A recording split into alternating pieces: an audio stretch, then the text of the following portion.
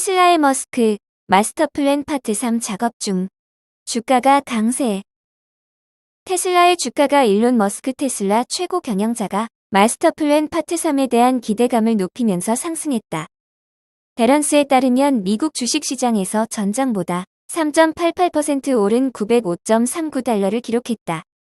머스크는 이날 자신의 트위터에 마스터플랜 파트 3을 작업 중이다라고 말했다. 마스터플랜은 머스크의 장기 계획을 언급한 것으로 2006년에 파트 1, 2016년에 파트 2가 발표됐다. 파트 1은 스포츠카를 넘어 알맞은 가격의 가족용 차량을 포함한 다양한 모델을 생산하겠다는 계획으로 이는 모델 S와 모델 3와 같은 차량 생산으로 이어졌다. 파트 2는 에너지 생산 및 저장을 비즈니스에 통합하고 생산 규모를 확대하겠다는 내용이 포함됐다. 또한 사람이 운전하는 것보다 10배 안전한 자율주행 차량을 만들겠다는 비전을 제시했다. 실제 회사는 가정용과 직장용 거치형 배터리를 생산하고 있다. 파트 3은 자율주행차 부문에서 추가적인 목표나 더 많은 모델에 대한 내용이 나올 수 있다. 회사의 더 장기적인 전망이 파트 3에 담길 가능성도 있다. 테슬라의 장기 목표는 연간 최대 2천만 대의 차량을 생산하는 것이다. 애플의 신용 등급 상향. 미 투자 등급 채권 비중 확대.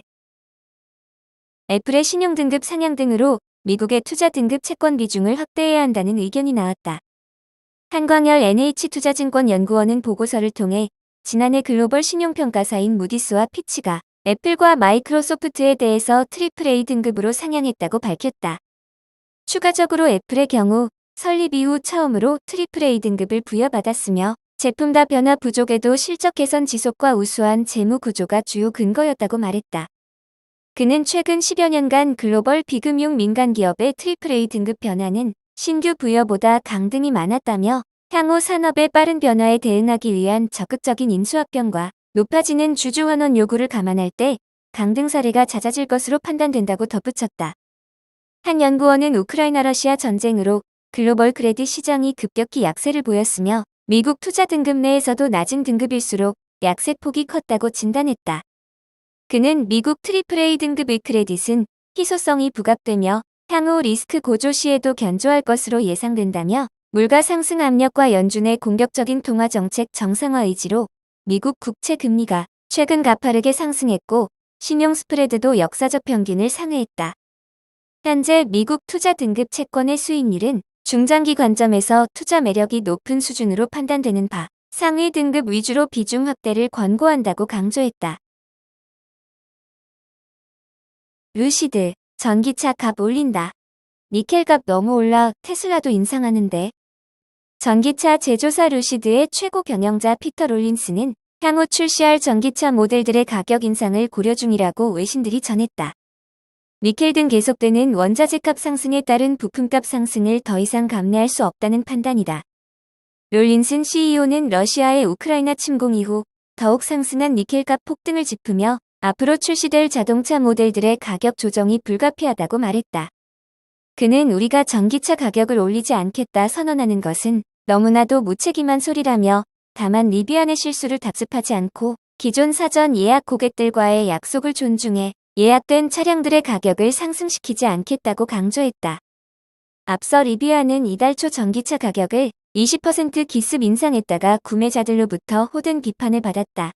사전 구매자들은 배신이라며 잇따라 주문을 취소했고 그 이후 주가가 계속 하락해 3일간 14% 가까이 급락했다.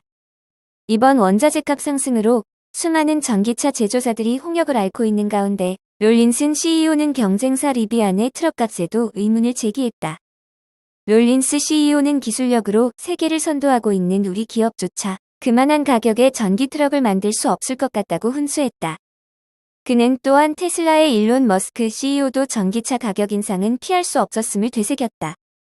롤린스 CEO는 테슬라의 거대한 자본과 기술력에도 불구하고 합리적이고 낮은 가격 설정에 애를 먹고 있다면 다른 기업들이 가격 인상을 안 하는 것은 불가능에 가까울 것이라며 가격 인상을 합리화했다.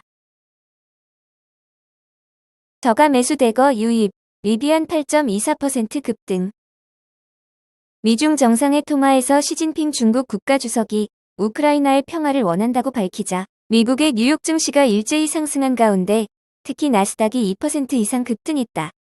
나스닥이 급등하자 미국 전기차 업체의 주가도 일제히 급등했다. 특히 이날 리비아는 전거래일보다 8.24% 급등한 45.60달러를 기록했다. 이날 리비안에 대한 특별한 재료는 없었다. 그럼에도 리비안이 급등한 것은 그동안 급락에 따른 저가 매수가 대거 유입됐기 때문으로 풀이된다. 그동안 리비안은 월가에서 기술주 매도세가 나오고 있는 가운데 공급망 문제로 생산 목표를 하향하고 실적도 예상에 못 미치면서 연일 급락했었다. 그러나 최근 들어서 저가 매수세가 유입되며 전일 12% 이상 급등한 데 이어 이날도 8% 이상 급등했다. 바바바이두 뉴욕 증시서 퇴출 피한 배경은 중국 ADR의 미 제재 리스트 포함 여부는 기업 지배구 조상 정부 영향권 유무에 대한 상세 보고서 제출 등이 갈랐다는 분석이 나왔다. 미 증시에서 퇴출되더라도 홍콩 거래소로 복귀할 수 있는 2차 상장 완료 여부를 투자 시 감안해야 한다는 조언이 따른다. 마켓포인트에 따르면 홍콩 H지수는 지난 15일까지 6123.94에 마감하며 올해 들어 25%대 하락했다. 16일엔 12.5% 오르며 25년 만에 최대 상승폭을 기록하고 17일까지도 7.5% 반등세를 이어가며 극심한 등락세를 보이고 있다. 지난 8일 미국 증권거래위원회가 2020년 12월 외국기업 책임법 시행 이후 공개한 첫 거래금지 조치 예비 리스트가 투자심리 공포를 자극했다. 이후 16일 중국 국무원이 중국 기업의 해외 상장을 지지하고 플랫폼 산업에 대한 개혁을 이른 시일 내에 마무리할 것이라고 언급하자 반등세를 보인 것이다. 이번 폭락세로 중국 ADR에 대한 우려가 확대되는 가운데 미 제재 리스트 포함 요인에 관심이 쏠린다. 전문가들은 2021년 연간 보고서를 이미 발표했으나 외국 기업 책임법이 요구한 대로 기업 지배 구조상의 정부 영향권 유무에 대한 상세 보고서를 제출하지 않았거나 공개한 내용이 요구사항에 충족하지 못해 확정된 것으로 추정했다. 하나금융투자는 3월 3일 이전으로 지난해 실적 발표를 마친 총 31개 ADR을 기준으로 상세 보고서 제출 여부를 집계했다.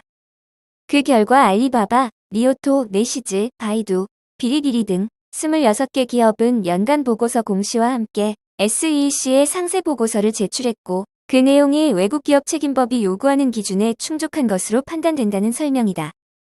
백승의 하나금융투자연구원은 혹은 미국 회계감독기구인 상장기업 회계감독위원회의 감리를 받기 시작했을 수도 있지만 80% 이상의 중국 ADR 주들은 미국 상장 이후 매년 감리를 거절해왔다고 밝혔다. 그리고 중국 정부가 작년 7월까지도 해외 상장 중국 기업의 국경 간 정보 이동 단속과 기밀 유지를 강조하는 증권위법 활동 엄격 단속 지침을 발표한 상황이었기 때문에 감리를 받았을 가능성이 낮다고 말했다. 결론적으로 PCAOB의 감리를 받지 않을 경우 외국 기업 책임법상 요구된 대로 상세 보고서를 성실히 제출하거나 3년 연속 조건에 해당이 안 되거나 상장 폐지 결정 이전에 홍콩 또는 중국 본토 거래소로 발행한 주식을 이전하면 문제가 되지 않는다는 바다. 실제로 2020년 말 미국 거래소에서 상장 폐지 공지를 받은 중국 3대 통신사는 2021년 5월 최종 상폐 결정 직후 미국 발행 물량을 홍콩으로 이전해왔다. 반면 미국에 상장한 중국 기업 중 아직 홍콩이나 본토의 2차 상장을 마치지 않았고 앞으로도 중국 영토 거래소의 상장 조건에 부합하지 못해 상장을 못하게 된다면 진퇴양난이 될 수 있다는 관측이다. 이에 홍콩 거래소로 복귀도 어려운 중국 ADR이라면 피해야 하고 2차 상장을 마쳤다면 상폐를 우려할 필요는 없다고 조언했다. 하나금투에 따르면 현재 총 273개 중국 ADR 중 10%에 해당되는 28개의 기업만이 홍콩의 2차 상장을 마쳤다. 그러면서 반면 리스트에 포함되지 않는 기업인 경우나 홍콩 거래소의 2차 상장을 마친 기업일 경우에는 상폐에 대해 우려할 필요는 없다고 덧붙였다.